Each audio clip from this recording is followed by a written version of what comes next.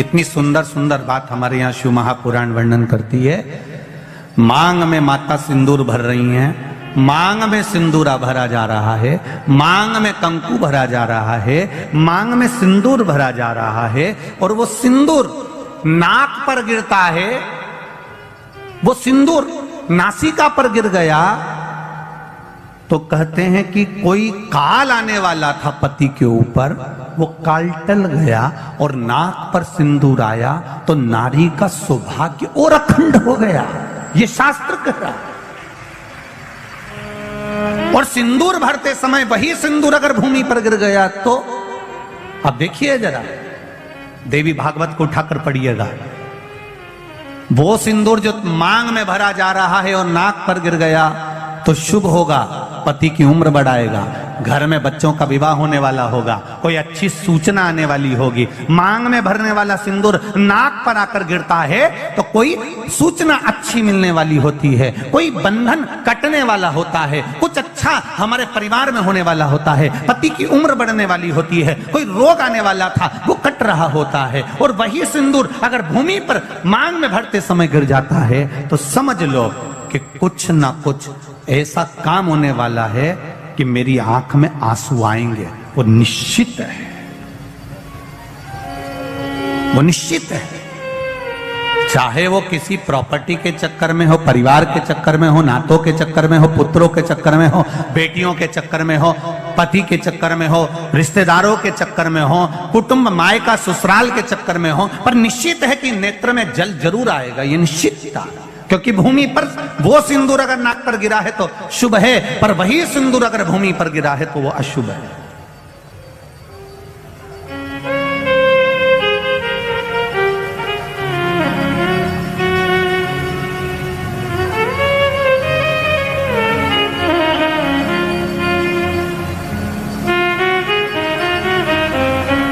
बहुत ध्यान देना जरा। प्रसाद शिव महापुराण की कथा चल रही है। संपूर्ण देशवासियों की मेरी माताओं से निवेदन है, मेरे इन भाइयों से निवेदन है, उसको जरा ध्यान से सुनना। आप सालासर बालाजी गए, आप मेहंदीपुर बालाजी गए,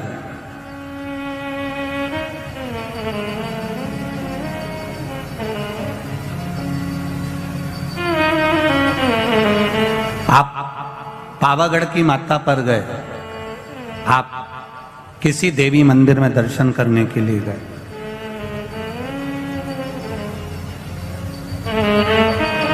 वहां से उन्होंने हनुमान जी के मंदिर का सिंदूर लिया और तुम्हारे माथे पर लगा दिया। समझना जरा कथा को बहुत अच्छे से। उन्होंने हनुमान जी का सिंदूर लिया, तुम्हारे मस्तक पर लगा दिया। अब मस्तक पर आपने अगर सिंदूर लगाया है और हनुमान जी महाराज का या देवी जी का या भगवान का सिंदूर आपके मस्तक पर लग गया है तो वो सिंदूर कम से कम शास्त्र कहता है 2.5 घंटे तक आपके मस्तक पर रहना चाहिए। कितने घंटे तक रहना चाहिए? जम के बोलो जरा। 2.5 घंटे तक रहना चाहिए। कारण क्या है? भगवान के चरण का अगर कोई कुंकू या सिंदूर हमारे मस्तक पर लगाया गया है, वो 2.5 घंटे तक रहे, उसके बाद उस सिंदूर को किसी नैपकिन, कपड़ा या अन्य चीज से पोंछ देते हैं। पोंछने के बाद वो गलत जगह पर टंग जाता है, लोग उसका गलत हाथ का प्रयोग कर लेते हैं। वो जितनी जगह गलत जगह जाता है उतना दोष हमको लगते चले जाता है। इसलिए उस सिंदूर का क्रम है कि कोई पुष्प है, उस पुष्प से उस सिंदूर को लगा लिया जाता है, कोई पत्ती है उससे सिंदूर को लगा लिया जाता है, उस पुष्प को। फिर विसर्जन में, अगर विसर्जन में नहीं रख सकते तो अपने घर में जो गमला होता है जिसमें पौधा लगा होता है, उस पौधे में उसको डाल दिया जाता है, जिससे वो सिंदूर उसमें मिल जाए और हमारे घर में सदा रहे। पर हमने कोई टाविल, होटल में ठहरे तो होटल के टाविल से पोंछ दिया, कहीं ठहरे थे तो दीवार से पोंछ दिया, कहीं लगा दिया, उसका दोष है, उसका दोष।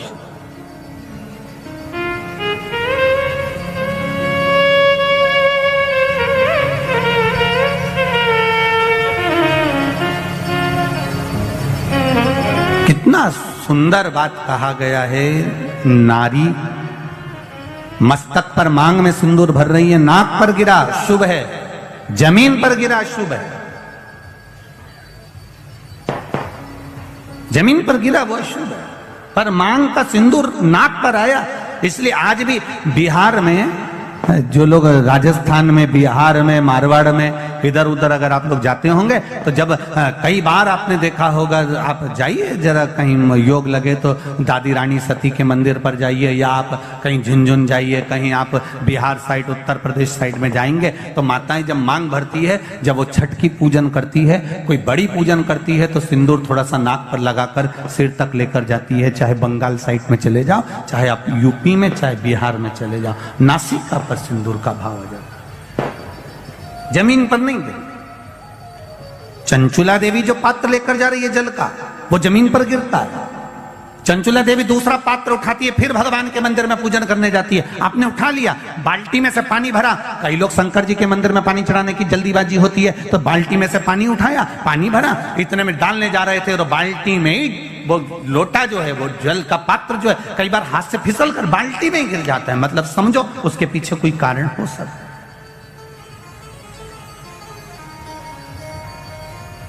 पूजन की थाली में लगाया हुआ पानी का पात्र, तुमने थाली ली, कपड़ा ढक दिया, लेकर जा रही थी, वो पानी थाली में लुढ़क गया। कारण क्या है?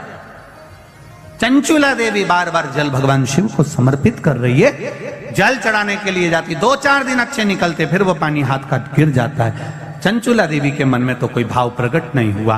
पूजन कर कर कर कर कर कर थक गई चंचुला देवी, पर महादेव प्रकट नहीं हुए। महादेव ने ये नहीं कहा कि मैं तुम्हारे पति के लिए पार्वती जी के साथ में जोड़ा बांधकर बैठ जाता हूं और तुम्हारा जजमान पद मैं ग्रहण करता हूं। ये शंकर भगवान नहीं बोले चंचुला देवी से, एक बार भी नहीं बोला, शब्द ही नहीं बोले। और जब चंचुला देवी बार बार जल चढ़ा रही है, शिव प्रकट नहीं हो रहा है, तब चंचुला देवी के मन में भाव जागृत हुआ, तो तुमरुका जी के पास में गई। बाबा तुमरुका जी के चरणों में जाकर निवेदन किया। श्री शिवाय नमस्तुभ्यम का जब जाप शिव महापुराण में हो, उसके बाद अपने दिल की बात बाबा से जरूर कहा।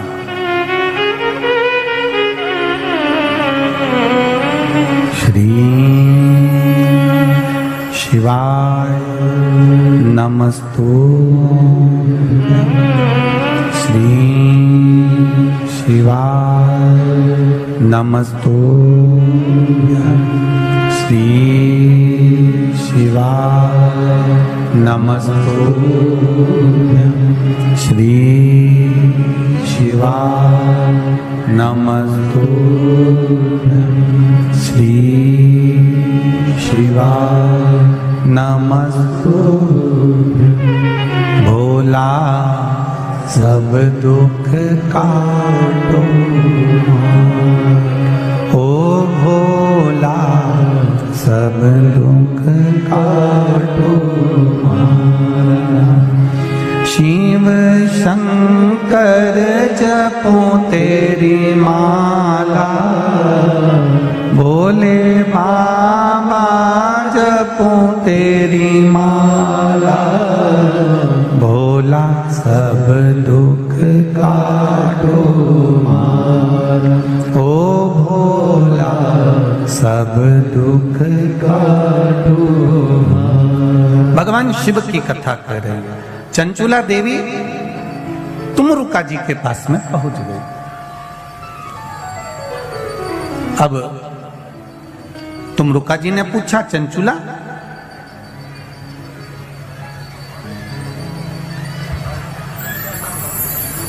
तुम यजमान ढूंढने के लिए गई थी शिव महापुराण के लिए, किसी को जोड़े से बिठाना है, आप ढूंढने गई थी, कोई मिला? चंचुला देवी कहती हैं, मैंने पार्वती जी से पूछकर शिव जी की आराधना करी, भगवान शंकर को जल चढ़ाया, शिव जी की पूजन करी, पर शंकर भगवान प्रसन्न ही नहीं होते, प्रकट ही नहीं होते। कारण क्या है? तुमरुका जी ने कहा, तुम्हारे पूजन करने से शंकर प्रसन्न नहीं हो रहे? नहीं हो रहा। कारण क्या है? पता नहीं।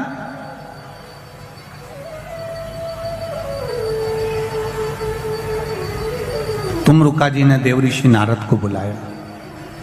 नारद जी आए।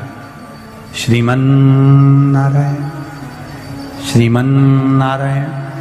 नारद जी ने आकर पूछा, तुमरुका जी क्या बात है, आपने मुझे याद किया? बोलो क्या बात है? ये चंचुला देवी शंकर जी की आराधना कर रही है, जल चढ़ा रही है, सब कुछ कर रही है, इसके बाद भी शिव पार्वती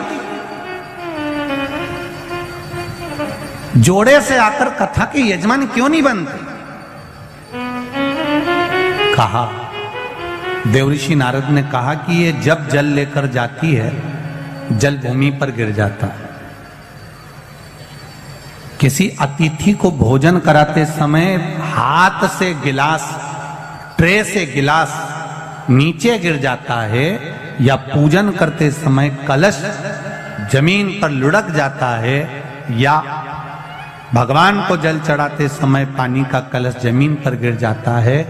देवऋषि नारद पुराण में कहते हैं उसका एक कारण होता है कि जो पूजन कर रहा है, जो भोजन करा रहा है, या जो जल देने जा रहा है, उसके पूर्वज जरूर प्यासे हैं और उनको अन्न का भाग नहीं मिल रहा, इसलिए वो जल बार बार भूमि पर गिर रहा।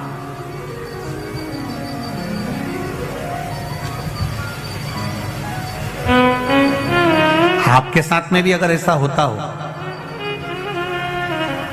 आप मंदिर में जा रहे हो और पानी लुढ़क गया, कलश छूट गया, गिलास किसी को पानी का दे रहे थे, छूट गया, समझना हमारे पूर्वज, हमारे पितर, हमारे कुलदेव, हमारी कुलदेवी, हमारा स्मरण, कोई प्यासा है, कोई भूखा है, वो हमसे कुछ मांग रहा है, इसलिए हम उसको तो प्रसन्न नहीं कर पा रहे और दूसरे को प्रसन्न करने में लगे।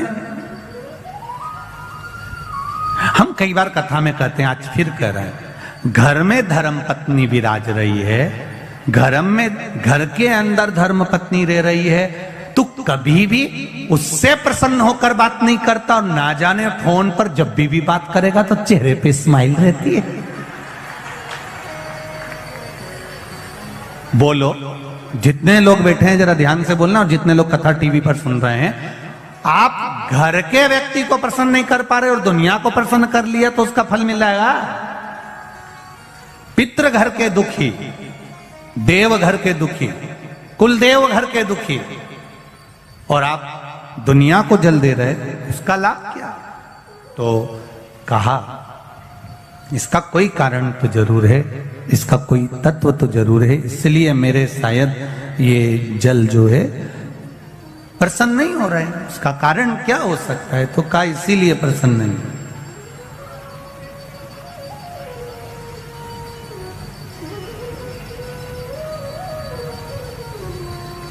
ये धर्म पत्नियां जो होती हैं ना, ये बहुत ध्यान रखती हैं अपने पति के चेहरे का।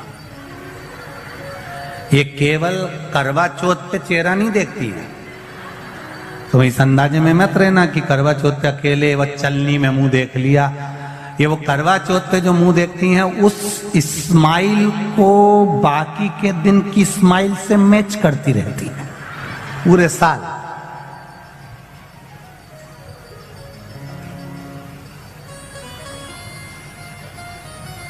ये देखती रहती है।